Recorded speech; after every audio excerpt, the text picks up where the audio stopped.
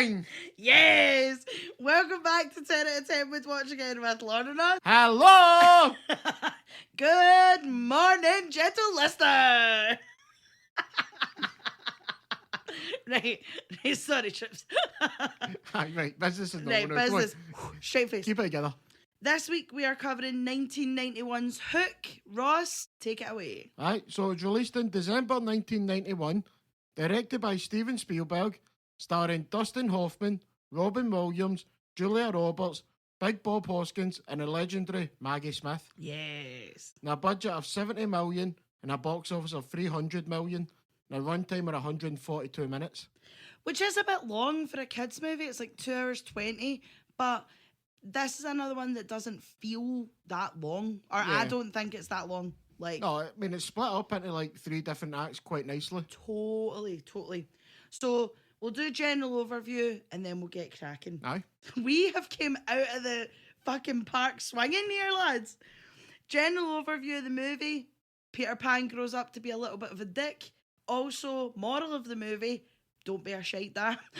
Aye, pretty much, aye. Basically.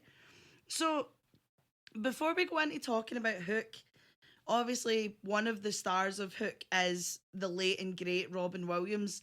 And we just wanted to take like a wee 10 minutes just to talk about... We went to Instagram and we asked people to put in their favourite Robin Williams movies.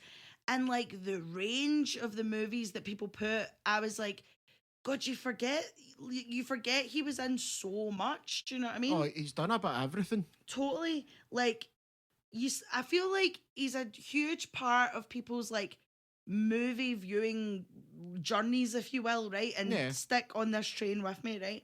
So obviously you start off as a kid watching movies and it's cartoons like Aladdin, Fern Gully, with quite possibly the greatest bat rap you've ever heard in your life. Big up, Robbie. Flubber, Jumanji, Mrs. Doubtfire, all that good stuff. There's obviously more kids' movies that Robin Williams has done, but that's basically the greatest hits. Then obviously when you get a wee bit older and you start getting into like, I don't know, quote unquote serious movies, you can watch Dead Poets Society, Good Will Hunting, Good Morning Vietnam. Good morning, Vietnam! Like, you've also got World According to Garp, Birdcage, one of my favourites. 1 hour photo. Well, I was getting to 1 hour photo. Like, no, you're getting it an hour later. You've got, like, where he's, like, the rare occasion that he's the bad guy in movies like 1 hour photo, which really holds up. Like, he's phenomenal in that movie. He's so menacing in that movie. And it is mad seeing somebody who you've seen as this, like, heartfelt, joyous part of your childhood being this creepy old guy. And I mean, as well, like, I understand I've missed out loads of movies, but we'd be here for an hour just talking about every movie Robin Williams has ever been in. Oh, yeah. But, like, I feel like as well people forget that he was, like, a shit-hot stand-up comedian as well. Do you know what I mean? Some of the stuff, like, catch it on YouTube if you haven't. He is hilarious. Oh, not aged well at all, but fucking hilarious, man. I mean, as you say, he's probably the most beloved actor. Like, there's very few like him who has had the range to do everything. Absolutely. I mean, even forgetting how excited you are when you see him and stuff, like, unexpectedly. Yeah. Like that Law and Order episode. Like, just phenomenal. And the funny thing about him is you don't really know what you're going to get with him. No. And that's not in a bad way, is it? Like, there's some serious stuff in it where he is still funny in it, or if it is just like this straight up, like, menacing person, which... there's very few actors that I feel has that range to do everything, and I don't know if that's because of like the stand-up stuff or like because I think he's done a lot of variety stuff as well. Mm-hmm. So I assume that's obviously helped him and put him in good stead. But I mean, everybody's got a favourite like Robin Williams story or like a movie in that or something he's done. And like, do you know that way? Like, never mind just his fans. Like, people who have worked with him have nothing but good things to say. Do you know what I mean? Like, you get loads of directors that say that they trusted him to ad-lib and, like, add all these wee bits in. Oh, yeah. He was allowed to, like, make changes to the scripts and stuff like that. Like, he was a person that like people trusted. Do you know what I mean? Like directors and other actors trusted. Oh, yeah. Like when I was doing the research for Useless Information, see the amount of stories that Dustin Hoffman had for this movie alone of just them taking the piss. Like, Oh, I can imagine. and it's stuff like that as well. Like, and he always like, you hear other things as well where like he would just go to like children's hospitals and like make them laugh or like dress up and Yeah. like phone people as the genie and all this kind of stuff. Do you know what I mean? Like, just all round class guy. Like, Oh, aye. He's a reliable, solid actor. I mean, some of the stories you hear about him is that, like, the footage they had, even for, like, the voiceover for Aladdin, is that they could have made, like, 15 movies. It was just hours and hours, and it's just him, like, whatever's on the top of his head, like, rifling off shite. 100%. But I bet you it's all gold. 100%. Like, imagine being in his head for a minute. Like, I just have been able to be that quick. Yeah. And, like, witty with everything in any situation. Like, that's, like, a rare talent. Totally. And he's also one of the few celebrities that, like, I remember when he died and everyone took it so personally. Like, it was like, you get the Facebook posts of people when, like, their uncles die and all this kind of thing. But it was everybody's Facebook was that for Robin Williams. Like, Oh, yeah. he was such a huge part of everybody's life. Do you know what I mean? I'd Like, just say everybody has a childhood moment, like, Totally. with Robin Williams. Like, even if it's not, obviously with us, it would be like the genie and all that, but I mean, he's been working since the 70s. 100%. Like, that's solid graft. That's the thing, like, he's done so much. Like, there's a Robin Williams movie for everybody. Do you know what I mean? And I wish he'd had the chance to do more villainous things, because see, when you let him be a bad guy, he's he was so menacing. Oh, Do yeah. you know what I mean? But like, just wanted 10 minutes to just pour one out for Robin Williams. Yeah. Like, what a fucking guy. Do you know what I mean? Oh, absolutely. Like, I don't think there's been anybody close to him, and I don't think there will be at this I point. agree. Like, I totally agree. Like, nobody just with that. As soon as you see him and anything, like, your eyes are on him, regardless of what he's doing. Absolutely. It's even though, like you say, see, even in cartoons, like obviously the Bat in Fern Gully, Genie in the Aladdin, that kind of thing. Even the animation, see, because obviously when he's doing the voice recording, he's hitting out all these ad libs and all this. Oh, yeah. Like, they draw the animation so that your eye is always going to it. Yeah. Do you know what I mean?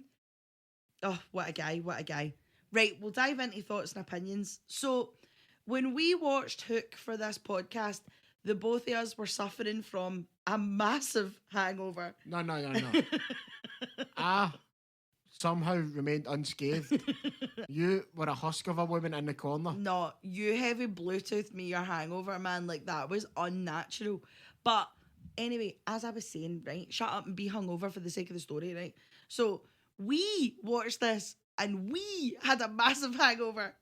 And honestly, this movie was like a pure tonic for the soul. Like, this movie cured my hangover. I just felt great after watching it. Like, and it's a mix of everything. It's a mix of the cast. It's a mix of Spielberg. It's a mix of the music. Like, you just get to escape for 2 hours and just smile and cry and laugh. And honestly, I had a great time. I maybe cried a wee bit too much, but we're going to blame the hangover for that. You know what I mean? 100%. I mean, Spielberg doing a child like fantasy movie, it's always going to be like bang on the money. Do you know what I mean? 100%. But he's managed to get the perfect cast, like casting for this, like the music, like everything about this is just brilliant. It's like, this isn't what you would want for like to do Peter Pan. Fair enough, it's not the Peter Pan story as you see, as you think and reading that, but like, I mean, Spielberg doing anything is just great. Do you know what I mean? He's just got that magic touch, and see, when everything works out, it's gold. Do you know what I mean? And like, there is a reason all of the timeless movies are Spielberg movies. Do you know what I mean? Like, the guy just gets it. Like, 100%. there's no much you can praise him for that hasn't already been praised to the moon. Like, he knows how to make good fantasy movies for kids. 100%. Aye, like, well played, mate. So we meet Peter. He's a high-hedging, was it mergers and acquisitions he does? He's a lawyer. Yeah, arsehole. And he's at his daughter's play and everything's lovely, and then his phone starts going and he starts answering the phone and you're like, oh, what a dick. And then he misses his kid's baseball game, and you basically just get the vibe from the start of the movie that he's just a guy that treasures his work more than he does spending quality time with his wife and his kids. Yeah, it's just your like your stereotypical workaholic. Yeah. Don't think that he cares about the work more than his family. I think that the work's just like very all-consuming. Yep. And he's just kind of like got tunnel vision for it. Totally. But it's funny how you can, like, I mean, a lot of movies have this where it's, oh, the dad, that he doesn't care, he misses stuff and all that. But it's interesting with Robin Williams is because he's very, like, quiet, fairly timid in that. And I was like, oh, I wonder what type of, like, performance we're going to get from him, like, in this movie. And, like, if anybody can do the, like, stuffy, joyless adult to then later on becoming this, like, almost childlike wonder, like, it's Big Robin. 100%, you know what I mean? yeah. So they take a family trip to Granny Wendy's in London. She's getting a ward dedicated to her at Great Ormond Street Hospital. And basically, the second they walk into her house, it just looks like a pure buzz, man. Oh, aye. You've got Michael running about, crawling about, being like, I've lost my marbles. And you're like, oh, what's he like? And Granny Wendy, played by Maggie Smith, greets the family and is like, the one rule of my house is never grow up. I want yous to have fun, be riots, blah, blah, blah. Like, honestly, like the dream granny, do you know what I mean? Yeah, it's like you see everybody just like lighting up with joy except Robin Williams. Yeah, he's just like, he keeps stopping and going on his phone and taking all these calls to the point where like his missus throws the phone out the window. Yeah. She's like, no, you're here with your kids. Like, you're in the middle of that time in your life where your kids want to spend time with you. Fucking enjoy it. Do you know what I mean? Because when they're teenagers, they're not going to. And I always think, now, obviously, we are adults. May not act like it, but we are. Yeah. And, like, I always think, like, when you watch stuff like this, it's like, oh, God, yeah. Like, that, like, middle period of, like, when you want to hang about with your folks all the time, and then that middle bit just as you're becoming a teenager, and you're just a total dick. Yeah. And, like, it's funny being an adult and, like, remembering that time. I don't know if you're, like, the same, but, like, it kind of hits a bit when you're an adult because you're like, oh, yeah, remember when I used to hang about with my mom and dad and fucking loved it? Do you know what I mean? I mean, you've probably got, what, about 13, 14 maybe? Yeah. Then you start, like, pals for school and all that. Yep. You'd rather go out with them. You might not want to go up and see your gran or, like, day family things and that. No, I get you, aye. I mean, this bit all culminates in him shouting at his children to, like, be quiet. Yeah, they won't stop screaming while he's on the phone and he loses his nut. Yeah, so that's kind of like the boiling point for them to be like, not they don't like their dad, but it's that, like, their dad's no fun, essentially, in their eyes. So Peter goes up to his childhood room, and honestly, kids' movies do kids' rooms right. This room is immaculate. There's, like, the murals all around the walls of, like, the pirates. Yeah. There's the stars in the ceiling. There's the beautiful French doors. Yeah. Those beds, you cannot tell me they were not the comfiest beds ever. Oh, I bet they'd have been classed to sleep in. Do you know what I mean? There was, like, a sheet tent. There's toys everywhere. Massive dolls' houses. Honestly, kids' movies make kids jealous of their bedrooms. Oh, aye. What happens when you've got 70 million to spend on a kid's bedroom? Eh? That is totally true. That's totally true. So Peter, his wife, and Granny Wendy leave the two kids in with Michael as they go to the dinner to honour Granny Wendy. And, like, as Robin Williams is doing his wee speech, all these, like, old people are getting up and, like, blowing her kisses and stuff. And it's just, oh, it's lovely. And you're just getting lulled along. And then there's, like, a sudden gust of wind and a green light flashes and it cuts back to the kids' room and the kids are gone. And there's, like, this big carved thing up the wall. And as they go in, there's a bit of parchment that says, I have your kids. Please come back. Yours sincerely, Hook. Yeah. And obviously they do what any normal parent would do, and they phone the police. And they try to go down the normal route of things, but Maggie Smith sits Peter down and is basically like, the stories are true. You used to be Peter Pan, but you fell in love with my granddaughter and you decided to stay here and grow up, and now you don't have any fucking joy, basically. Don't look at the story too deep on this movie. No. You're not here for the like the storyline in this one. Absolutely not. Because, like, Peter instantly thinks she's off her nut. He's like, you need your medicine to be in a home. So Peter goes up to his children's room, and while he's kind of contemplating all this stuff, Tinkerbell, who is played by Julia Roberts, bounces in like a mental firefly and basically tries to convince Peter to come back, but he's still at the point where he's having none of it. Yeah, he says he's finally having his nervous breakdown. Yeah. He's having none of it. So she like knocks him out, wraps him up in a bedsheet, and carries him back to Neverland. Yeah. Second start of the night and straight on to morning trips. Peter then wakes up in Neverland with the noise of the pirates, and the first thing he sees when he rips open the sheet is the massive crocodile clock. Yeah. Basically, Hook has turned his enemy into a giant clock, but none of the clocks work in Pirate Cove. Yeah. And like Pirate Cove itself looks incredible. This is another thing that Spielberg just does so well. Like all the sets are just immaculate. They're so immersive. You've got like different ships being used as like shops, pubs, like houses and all this kind of stuff.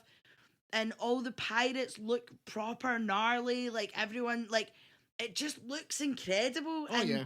even later on when we go to the Lost Boys treehouse, like there is not a detail that has been left out in any of these sets. Yeah. But I'll save the treehouse for when we talk about the treehouse. It is interesting that at the start of the movie, like it's filmed almost like it's like very warm, like lighting and all that. It seemed very calm and mellow. But then the second he wakes up in Neverland, it's just like this massive explosion. Yeah, there's so much noise. Everything's super bright. Yeah. You go into these like big set. So it starts off like a drama, like very calm, mellow. And then as soon as you hit this, it's almost like like an old school like stage production thing where it's just this big boat like about everywhere. Oh, it's fantastic. It's like the bit in Wizard of Oz though when she like opens the door into Munchkinland. Yeah. Like, it's very that vibe. Oh yeah, it's like this big like theatrical thing. It just like happens in the film. Totally. And speaking of theatrical, Big Dustin Hoffman as Hook makes the most big ham theatrical entrance. Oh god, aye. Like Dustin Hoffman must have had a ball making this movie because that man is a giant ham. Oh aye. And like there's all these stories now. Obviously Dustin Hoffman is famously a method actor, and like there's all these stories of him when he did Marathon Man where he literally did run basically a half marathon to look sweaty for scenes. Yeah. To which Laurence Olivier was like, just act, my dear boy, act, which is one of my favourite stories ever. So like there's all these other stories of like Hoffman being on set for days to like immerse himself. Yeah. I'm like, that wouldn't take me days, babe. I would open the door and be like, fucking pass me that pirate costume I'm on. Do you know what I mean? You think once he gets the wig and that, the makeup and everyone knowing is it, how could you not be in it? Absolutely. So as well as Dustin Hoffman being an absolute massive ham for Hook, you also have the wonderful Bob Hoskins as Smee. And like Smee for me steals every scene. Like I love Smee. Smee's one of my favourites though. Like Stephen in the cartoon of Peter Pan, Smee's my favourite. I remember in primary school I had a red beanie. I think Lee bought me it. And everyone called me Smee. And I think they thought it was a slagging, but I was like, yes, wonderful, excellent, keep it coming. Do you know what I mean? Because like, Big Man's hilarious. He's just the funny sidekick that you can't take your eyes off of. And Bob Hoskins is so good. Like, all these wee one-liners, like the way like builds up Hook's entrance. Oh, like, yeah.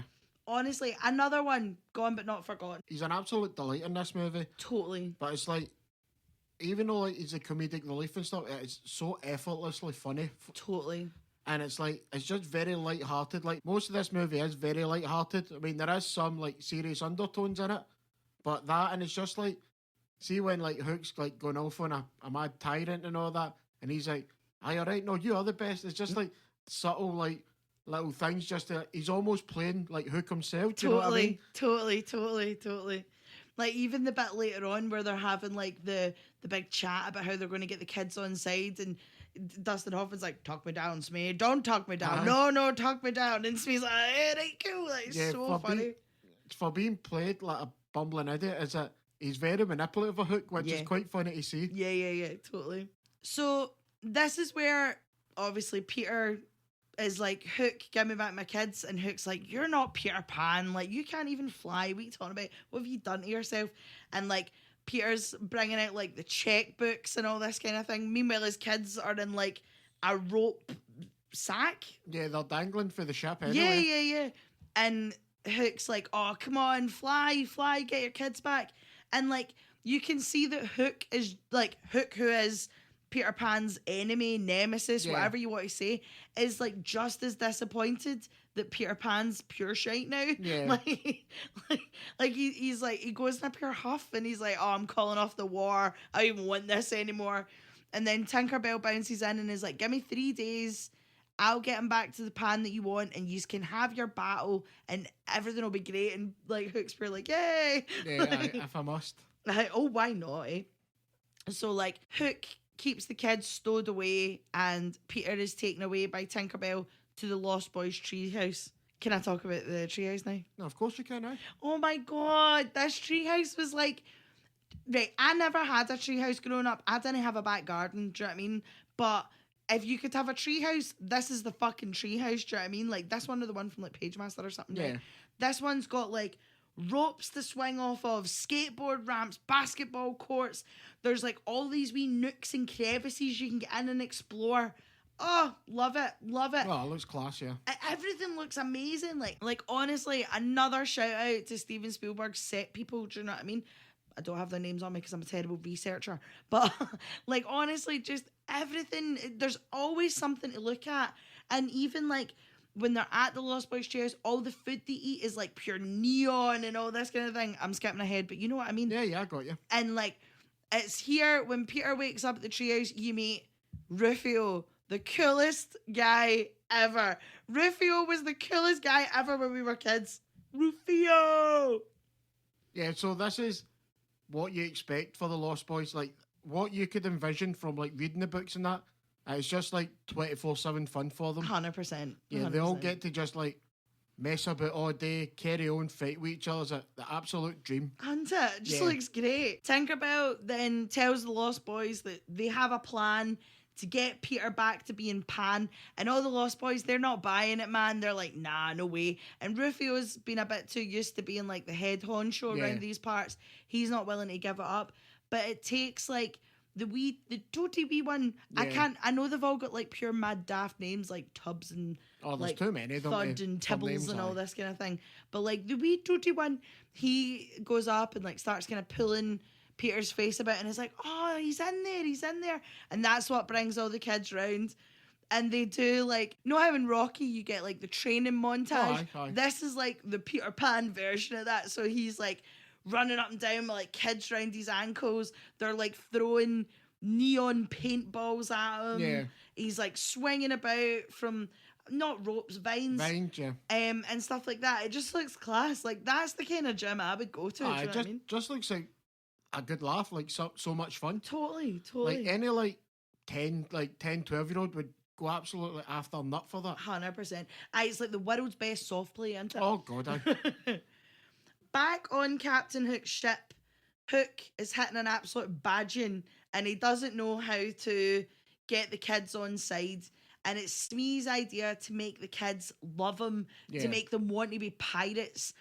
So Hook starts trying to teach them ways of how to be pirates, and like does all this stuff of like, your parents were so much happier before you were born. They were free. They could hang about. They could go to bed whenever they wanted. They didn't need to hear your incessant prattling and all this. And it's funny because I've heard lots of parents say the same thing. And like the youngest daughter, Maggie, she's having absolutely none of it. She's like, nope, my mum reads me stories every night. She sings me songs. Dad comes to my plays. But Jack, the older boy, who is the one that kind of, he gets the most shtick off Peter. He gets the hardest rap kind of thing. He's always being told, be quiet, grow up, stop your shenanigans, don't jump in your bed, all that kind of stuff. Yeah, I think he's kind of of the age though where it's like you do start like butting heads with your parents. Totally. Like it's not like full blown like arguing all the time, because I don't think he's at that stage of teen yet. No, totally. But it is that part. See, when you're like 10 to 12 and like your parents could show up to anything, but the fact that they miss one thing, you're like, oh my God. Like he's just that where he is starting to like, when his dad's doing it, is like kind of challenging him and a little bit talking back, getting a bit lippy. Yep. And like Obviously, Peter had just missed his baseball game, so he's salty. Do you know what I mean? Not just that though, the important game. Exactly, game of the season, the Santa League. Game of the year. He misses it. Shocking. Isn't it? Shite that. Yep. So Jack's more receptive of what Hook has to say and is like, yeah, no, you're right. My dad is an arsehole. I want to be a pirate. So this is like when some of the more serious like undertones of the film comes in.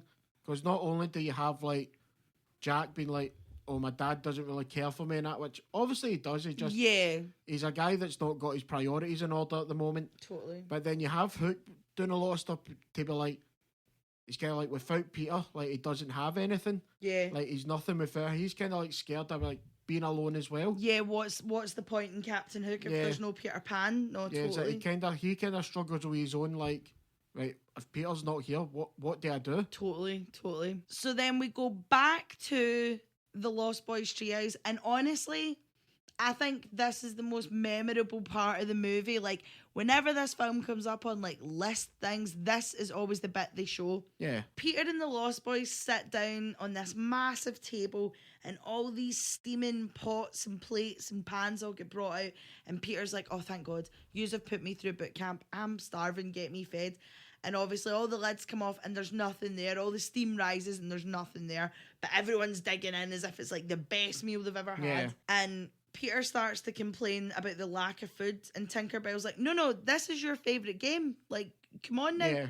And before Peter can say anything, Big Rufio starts in the ultimate slagging match between the two of them, sitting calling Peter out. And I always thought Bangarang was what they called a slagging, because now whenever Rufio calls them something good, they're always Bangarang, Rufio. But Bangarang just seems to be the Lost Boys parter for any good.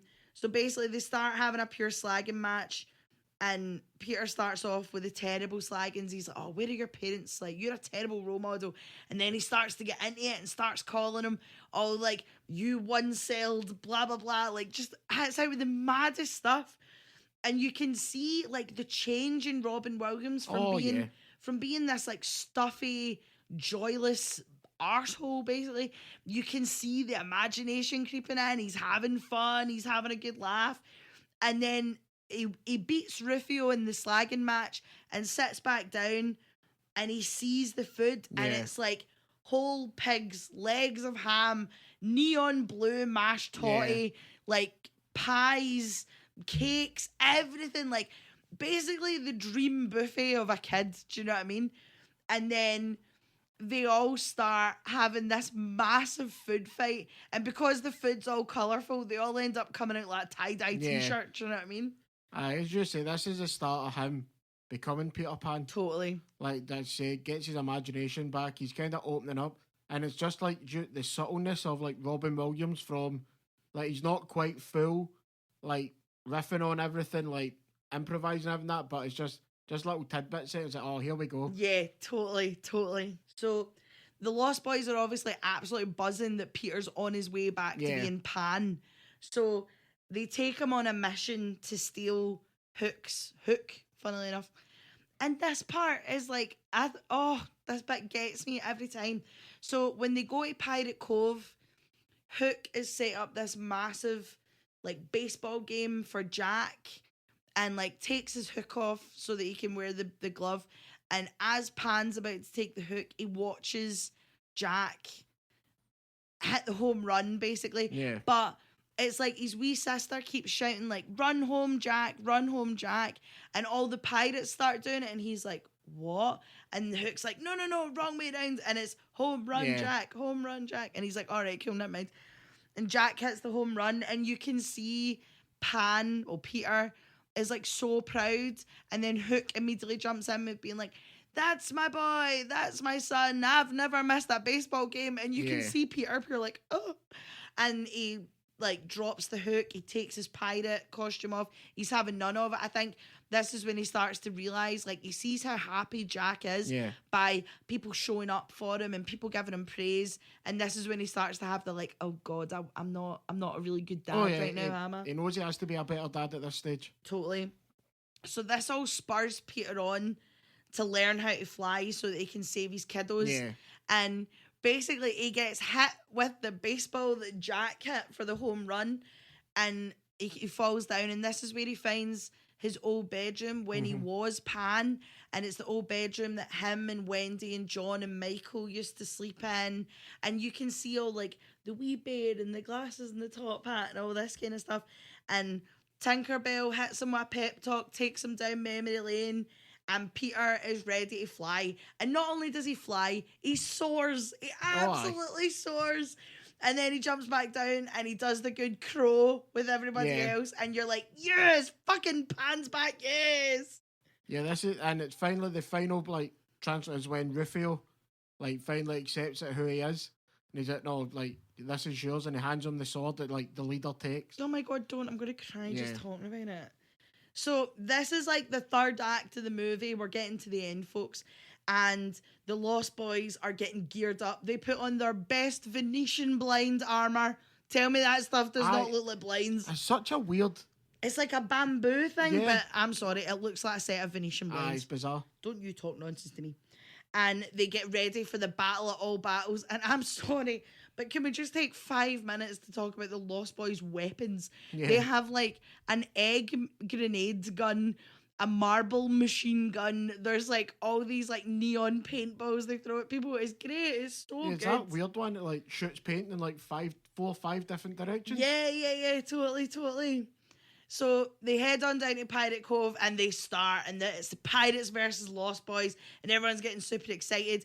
And Pan comes flying up and like cuts like the shape of a silhouette out and stuff, and you're sitting watching, and you're like, yes, let's go. And then the battle takes a silent turn. Let's all take a moment of silence as the pirates are losing, but Hook kills Rufio. Poor man out for Rufio. Yeah, it's like such a dark moment for no reason. Into it. But as Rufio's going down, he says to Pan, I wish I had a dad like you. Yeah. And then this kind of wakes Jack up from being Hook's son, being like, oh my God, that is my dad. I love my dad. And oh my God, this bit gets me every time, sobbing like a bitch. But also, we're just saying that I was crying because I was hungover, guys, okay? And he basically like runs up to his dad and he's like, I want to go home, Dad. And tears, people, floods of tears. Oh, it's just a big heartfelt ending, isn't it? Isn't it?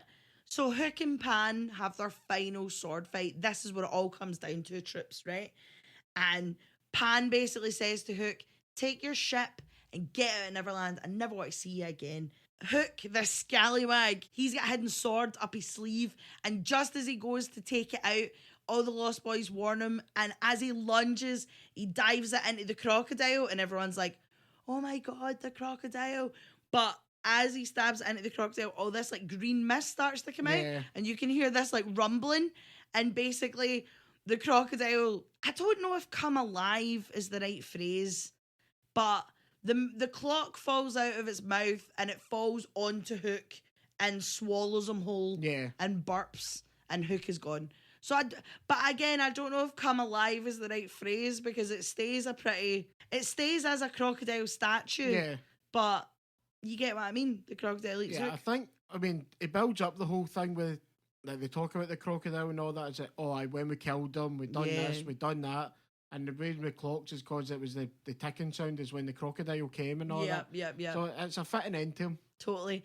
The crocodile was always the funniest bit of the cartoon for me. See the way the eyes go, like mad eyebrows? Yeah. That used to crack me up so much when I was a kid, man.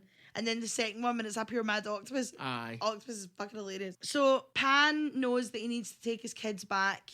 And before he goes, he picks the next Lost Boy to be in charge, and he picks Big Thud. And when I say Big Thud, that's not an understatement. Although the actor now, so thin. Like that guy grew up and lost all the weight. But he's that boy's a unit. He's a unit. That's a tank and a half.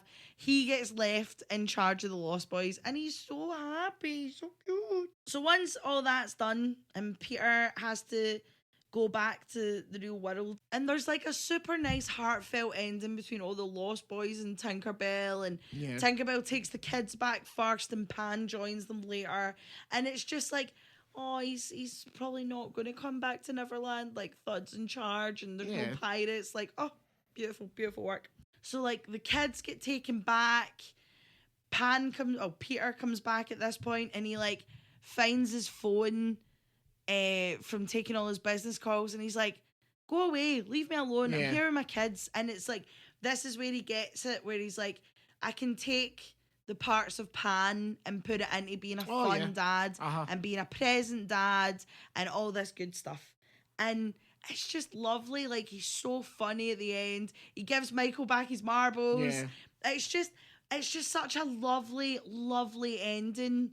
And like, obviously, they all live happily ever after. Do you know what I mean? It's just lovely. Like, one of those wee heartwarmers. Do you know what I mean? Yeah.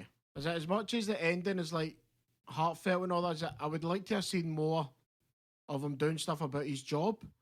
So, you see, rather than just the one phone call, and is it, all right, I'm here? Is it have him actually be like, try and separate himself? I'd maybe end on him going to a baseball game or something. Yeah, or like going into his work like Patch Adams, do you know what I mean? Like with the clown nose and all that, and like making everybody else's day. Yeah. Yeah, like I would have liked to have seen that, but then just this is a 2-hour plus movie. Like, we don't have time for it. I get what you mean though. I think like, you know how at the end of like A Christmas Carol and Scrooge buys like the giant turkey and invites everybody over and all that kind of stuff. It would have been nice for that. Yeah. Like, obviously he's got his family back and stuff, but like you say, it would have been nice to see him go to his kids' baseball game and have that like Scrooge redemption moment, if you know what I mean. Like, even going into his work and telling them the office is shut for the day. Like, do you know what I mean? Actually see him be different rather than just those 5 minutes when he's in London. Exactly. Like, back in London, I totally get it. I know what you mean though. Like, oh God, it would have been like a 2-hour 45 kids movie at that point. So I can understand why they didn't. So that was our thoughts and opinions on Hook. We'll dive into Let's Go. What's your Let's Go moment? I mean, it's got to be from the food fight scene. That's what I've got too. Yeah. Like, I think the food fight is like the most memorable bit, and it just puts a smile on your face every time you watch it. I mean, that's the start of Pan, like Peter Pan. Do you know what I mean? So totally. What's your favourite scene? Again, food fight scene. Is it? Like, I was stuck between that and when it's Smee. Like, I'd say the bit where he's Hook's like, I'm going to kill myself and all, shoot myself, and that bit. Stop me, Smee, stop me. Yeah. That, like, those two are my favourite. Like, they're just so funny. Yeah, I've just got any scene with Smee. Like, Smee's the best guy. Like, Steve in the bit at the end when, like, the Lost Boys are invading and Hook sends him into, like, I don't know, go find something, and he's like, Smee, who's Smee? I'm Smee, help me. Like, that is so fucking funny. It's so stupid, man. Eating with Smee is all right with me. Oh, aye. So, I'll hit you with some useless information. I have quite a lot of useless information, but again, this isn't as much as what is on the internet. So if there's anything that sparks your interest, go bloody Google it yourself. This would have been a 4-hour podcast if I'd hit out with everything. So as much as Hook was a huge success in theatres, achieving the 4th highest grossing movie of 1991, it was an absolute failure with critics and the studios. The critics were stating that it was bloated, over-emotional, slow-paced, and lacked imagination. And to that, I would say, show me where. Yeah. The studios weren't happy with it because it went way over budget. Oh, I can imagine. Totally. And Speilberg was disappointed with the final cut of the movie himself and cited, like, script issues and stuff. Like, apparently he was having an absolute mare. The cast of the Lost Boys were reportedly incredibly rebellious and took on a, quote, mob mentality to cause a ruckus on set. Fuck's sake. I know. Apparently they were wee bastards, man. Like, pure wrecked the show. The flying scenes began to cost more and more with new technology, and costly reshoots continued to shoot the budget way over what it was supposed to be. Obviously, good thing it was the highest grossing movie. Well, 4th highest grossing. Yeah. But it made its money back. Like, they can't complain. It sounds like a right mixed bag of making a movie, to be honest. Julia Roberts was nicknamed Tinker Hell on set due to how difficult she was to work with. She later said that filming was a horrendous experience for her due to her being isolated from the cast, due to the need for green screen and painful long days shooting with the wires helping her to fly. Now, that's absolutely fair, Julia Hen. But calm yourself. Julia does get a bad rap, but for being super difficult to work with. Apparently, she's quite a diva. Oh, well, fair enough. Never have on your movie then, Yeah. She also put production in jeopardy after she called off her wedding to Kiefer Sutherland and she fled to Ireland to hide from the press. Spielberg was threatening to fire her if she didn't return. She basically was like, I'm never coming back to California. And he was like, the fuck you are. Fucking move. No, I'd have replaced her. Like, nobody's got time for that. Well, I do have your favourite at the end of who could have been in it. So this is my favourite bit, by the way. There are several cameos in the movie. Like, there's obviously some that you're going to be able to name off the top of your head, but I'll list them for you now, right?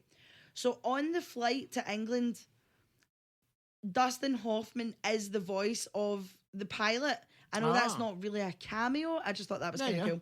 Phil Collins plays the police officer. She's an easy lover. Sorry, Lee. Glenn Close is the pirate who gets shoved into the trunk with the scorpions. Yeah.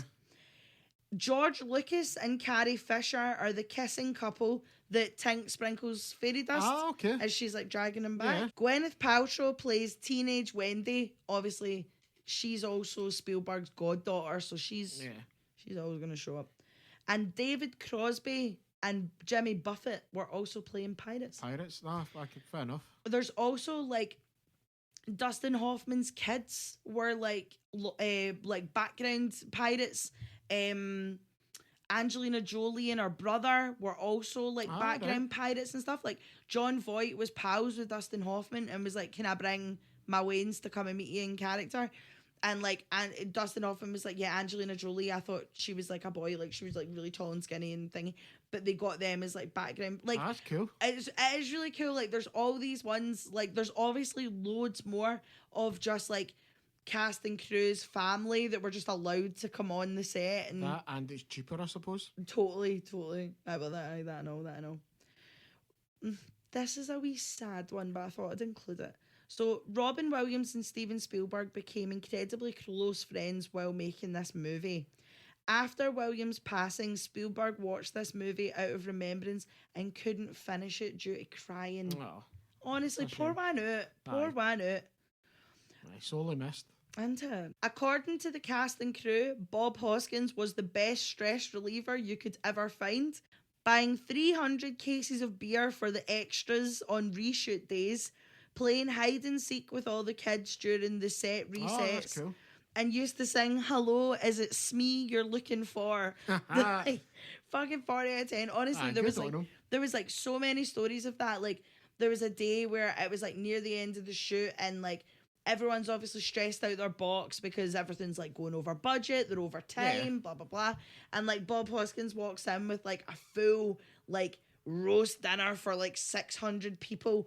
All this beer and wine, cakes for the kids, everything, and was like, everybody stop the new, sort yourselves out, and then we'll go back to it. And it, like, as much as the crew were like, it took us like an hour to get everything done after, so worth it. Like, everyone could just kind of reset and chill. Yeah. In the scene where Pan passes his sword on to the next leader of the Lost Boys, only Spielberg and Williams knew who would be picked, so all the reactions from the boys are genuine. That's genius. And to we thuds pure buzzing, do you know what I mean? So here's your favourite bit of who was almost in the film, right? So for Hook, David Bowie turned it down. Donald Sutherland, Christopher Lloyd, Marlon Brando, and Sean Connery were also considered. I'm the same as you. I don't want Marlon Brando as Hook. Could you imagine? What would be the point? 91 Brando as well. Like, fuck that. Fuck that. Didn't happen. Leo DiCaprio almost got the role of Rufio. Rufio! Oh, fair enough, He was like 15, 16 at the time. Danny DeVito and Joe Pesci were also considered for Smee. Yeah. I'd take that, to be honest. Danny DeVito would have been class. 100%. I'd take that. Carrie Fisher was supposed to play Tinkerbell, but had to back out due to personal issues. And anybody that knows anything about Carrie Fisher knows that could be a fucking list of editing. Do you know what I mean? Winona Ryder, Rebecca De Mornay were also up for the role, but obviously Julia Roberts won out. Probably for the worst then, huh? Yeah, honestly, Julia Roberts sounds like the toughest hang on this set. And for Pan, Tom Hanks, Kevin Kline, and Tom Cruise were all considered for the role. None of them. Absolutely not. It's got to be like Williams. There's no point. You don't have the movie if it's not Williams. Absolutely not. Where do you stand on Tom Hanks? Like, fan favourite or get that to fuck? I mean, it's Tom Hanks, isn't it? I mean, He's Forrest Gump, yeah. like, he has his moments. Do you know what I mean? He's not an actor I wouldn't go out my way to watch, but I mean, if he's in something, 9 times out of 10 he's amazing. So I'll watch the things that I love him in. Do you know what I mean? And also, we have had Forrest Gump as a viewer request. Yeah. We will get to it, guys. We'll get to it because I would love to talk about Forrest Gump. Do you have any? I've got a couple. Oh, do you? I've got nothing. But you take it away. So my first one is Hook's plan in general. Right, so he wants to kidnap the kids and have them love him. Like, changes his plan and all when he realises Pan's not who he thinks he is. What is stopping, like, Robin Williams just taking his wings? He's like, I can fly now. Give me these, I'm gone. Like, that's his kids. Like, do you know what I mean? No, but remember, there's that bit where he like forgets why he's here. Like, Tinkerbell has to remind him why he's in Neverland. Because remember when she's in the clock and he's like, oh, this is great and I get to have fun all day. And she's like, but why? Do you not remember why I brought you here? And he takes a minute and then he's like, oh, Jack. Yeah, but he's always been building up to getting his kids. Yeah. But Hook's expecting this big war and all that. And he's like, oh, give me my kids. I'm gone. I am like, away. These are my fucking kids. Aye. Like, aye, fair enough. And there's just a daft one, but see when they don't believe he's Pan and he's like, oh, check his scar. And he turns out and shows you on the left-hand side. And it's like, oh, that's my appendix. Your appendix isn't there. Is it not? No. Right, fair enough, Ross, fair enough. Like, that's just a stupid one, but for what I've seen and read about this one, that your appendix is not there, so fair enough. I don't see why. I'll take it. Unless your organs change in Neverland, like, it's not happening. That's me. That's the only two. I mean, it's a fantasy, like, nonsense movie. Do you know what I mean? Like, you can't take it too serious. You shouldn't take it too serious. You kind of had an issue with Julia Roberts, like the Tinkerbell Pan thing, though, when we were watching it. You were like, is he just going to forget he's got a wife? No. And then, like, the second you said that was when they kiss and he's like, Moira. But no, I'm with you. Like, I think that's weird too. That's me. Okay. That's mine done, aye.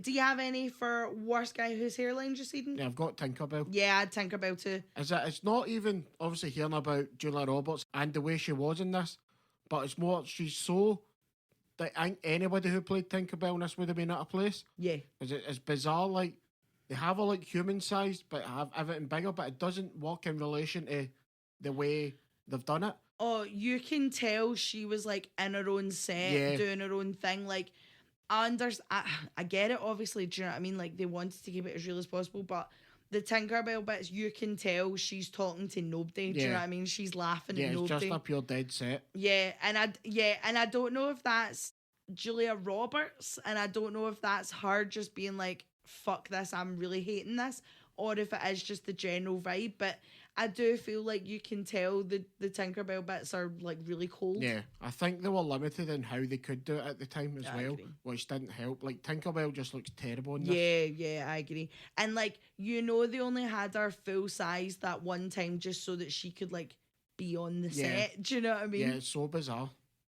Do you have anybody for who's in a different movie? No, I think this movie's like, everybody played it the way they had to. I agree. I think this movie's totally perfectly cast. See, even seeing who was like almost up for the role, I'm like, nah. Like, normally, like when we do those for use information, you can be like, oh, I could see that, or oh, probably.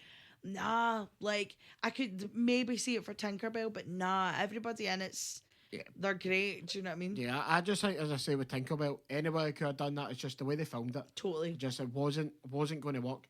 They just put Tinkerbell in this just because she's in Peter Pan. Yeah, totally. There was no reason for it whatsoever. You could have done it without Tinkerbell, do you know what I mean? Yeah. But you could have found another way to get him to Neverland, do you know what I mean? Like, have the shadow or something, do it that way. Like, if you can't film it and do it justice, like, don't do it. No, the shadow would be cool as fuck. Yeah. I'm with you on that. That'd be cool. Like, Phone Spielberg up now. You could have a scene where it's like sitting in the room and the shadow fighting with him or something. Dragging him up or something. I don't know how you'd have done it. I mean, I'm not a screenwriter, but you could have done it. You could have done that more justice in Tinkerbell, I think. I'm here for it. That's 2 changes we'd make to this movie. Are we about to make Hook the sequel? I will try. Spoiler alert for me, I've got nothing for I'm Out. No, the end's a bit. I'd like something added on at the end, but I'm not out cause it. No, Yeah, far totally. from it. And now to what apparently, according to Instagram, is becoming people's favourite bit. Oh well, fair enough. Good stuff. It's only been in for like 3 episodes, Yeah. and the fans love it, guys. So for this week's 0 out of 10, we have Until Dawn, the movie. Now, I understand that we are way behind with that one, but we were really putting off watching it because we love the game. And when I say we, I mean me. And Ross has to do all the hard bits. So, like, if you've never played the game Until Dawn, it's like a, what would you say, like a butterfly effect game? Yeah, it's a story game. Yeah. So basically, like, you're a group of friends on the hunt for, like, your pal's missing sister. And in the cabin, there's, like, loads of wee different rooms. There's, like, you can basically pick, you can customize the game as much as you want to. You can make it as scary as you want to. You can make it as chill as you, I say chill in italics, do you know what I mean? This is a fucking tense game, guys. And like, basically the start of the game, how you interact with everybody affects how you go throughout the rest of the game, right? And you have like, there's different bits with like a psychiatrist that again, you can pick where, or not pick, but like the answers you give affect. And basically you need to try and save everyone while finding the missing sister, right? And it's cool as fuck. There's like a really cool masked killer. The Wendigo are terrifying. There's like cool stuff with like mine shafts. The game is so fucking class. It's part of the, what's the series called? The Dark Anthology. Dark Anthology. We've played 3? Yeah, we went through the first 3 and we've got, I think there's about another 3 or 4 we need to play through now. Yeah. We need time. Yeah. But like, we love them. Like, we think they're class. Like, aye. and there's all those ones when you're playing it, it's like, you need to stay really still and not move. And I always ruin it, and there's always things at the end of the game where you're supposed to save everybody, and I end up killing everybody, and then I'm fucking raging for like the rest of the night. But it's one of those games, like, there's no checkpoints or anything, like, you can't go back. Like, see, when you die, you need to, like, you could be playing this game for like 45 minutes, and if you die, you need to go all the way back. Yeah, do you know what I mean? That character's out for the rest of the thing now. 100%. It's so good.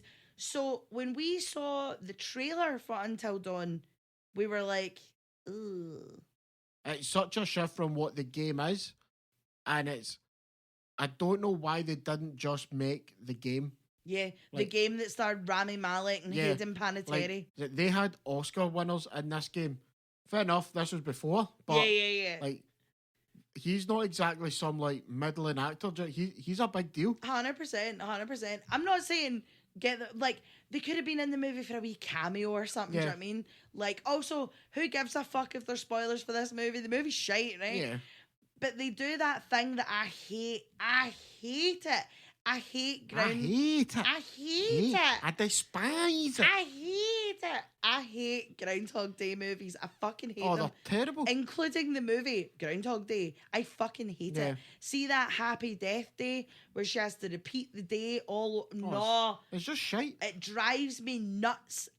But in the Until Dawn movie, it's basically they have to try and survive the night, but they can't move on to the next night until everybody's dead, right? Yeah. So, as much as I wasn't happy that it was going to be a Groundhog Day movie, I was like, okay, maybe this is how they can introduce all the different, like, customizable things in the game. Oh, yeah. So, I was going in, not loving the concept, but being like, fuck it, let's do it. Do you know what I mean?